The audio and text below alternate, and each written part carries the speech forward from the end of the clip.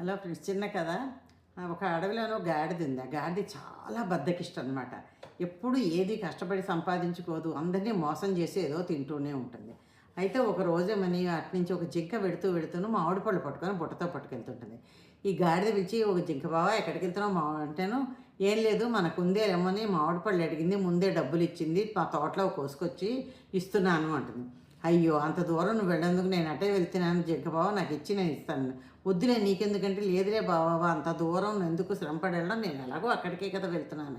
సరే అని జింక నమ్మేసి దానికి ఇచ్చేస్తుంది గాడిదకి. గాడిద వెళుతూ తోవలో మామిడి పళ్ళు అన్నీ తినిస్తుంది. తిని దాని నిండా గడ్డి కప్పేసి వెళ్ళి కుందేలుకిస్తుంది. కుందేలు అంటుంది, ఆశతో గబగబా తీసి చూస్తుంది. తీసి చూసరికల్లా ఏముంది, అందరు గడ్డి మాత్రం ఉంది. ఇదేంటి గడ్డి ఉందని, ఏమో నాకేం తెలుసును, జింక బావ ఇచ్చింది, నేను తెచ్చి నీకు ఇచ్చాను అంటుంది గాడిద.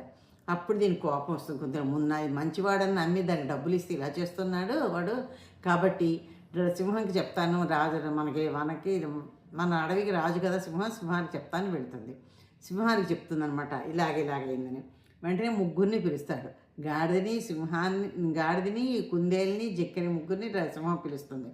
పిలిచి, మీరు ఎవరు చెప్పండి, నిజం చెప్పండి అంటే, లేదు నేను నిజంగానే మామిడి పళ్ళు ఇచ్చాను సింహం రాజా, ఇస్తేనేమో మధ్యలో గాడిద ఏం మాయం చేస్తుందో నాకు తెలియదు అంటుంది. ఇంక ఇలా వాదనలు అవుతుంటే రాజము ముగ్గురిని మొహాలు పరీక్షగా చూస్తాడు. లాస్ట్లో అంటాడు, ఈ గాడిద తినేసింది మామిడి పళ్ళని, నేను తీసుకెళ్ళి దాచండి, దీన్ని తీసుకెళ్ళి బంధించండి అంటారు. అనేసరికల్లానేమో అందరూ అడుగుతారు మిగిలిన జంతువులతో, మీరు ఎలాగే కనుక్కున్నారు మహారాజాని, చూసారా దాని మూతి చుట్టూ ఈగలు ఎన్ని వాళ్తున్నాయని, తియ్యటి మామిడి పళ్ళు తింది, ఆ తియ్యటి మామిడి పళ్ళు తిన్నదంగా మూతి నుండి అయింది, అందుకోసం ఆ ఈగలని దాని చుట్టూ వాళ్తున్నాను. అందరూ ఆశ్చర్యపోయారు సింహం తెలివితేట చూసి. కాబట్టి మనకి ఎక్కడన్నా ఇలా చిన్న క్లూ దొరికితే ఆ తప్పుని పట్టుకుందికి ప్రయత్నం చేయాలి తప్ప మన వల్ల కాదని ఏది వదిలేయకూడదు.